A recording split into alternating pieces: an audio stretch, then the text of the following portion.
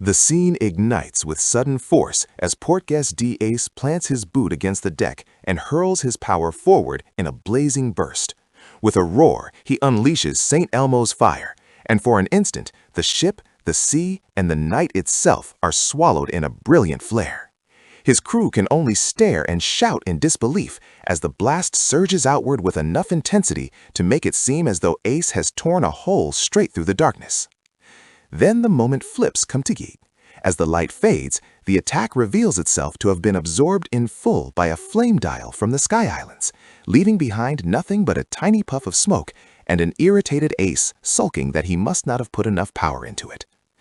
Deuce, wearing the familiar expression of a man who has long accepted that his captain is impossible, immediately scalds him for trying to outmatch a tool specifically made to store fire.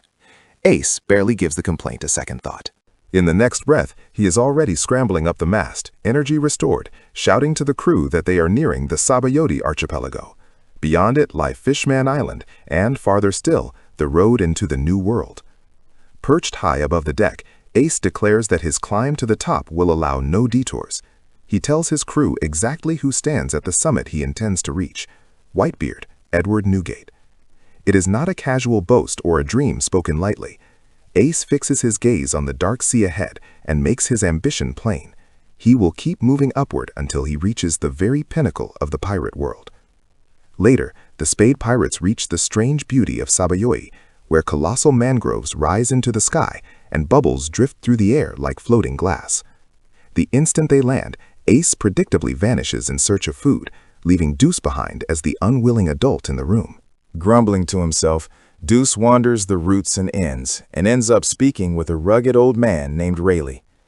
As Deuce complains about Ace's recklessness, his obsession with fate, and the way he drags everyone along with him, Rayleigh listens with a warm, knowing smile. He remarks that captains have always been that way, and as he reflects on the long voyage his own life once became, he seems to recognize something familiar in Ace's story.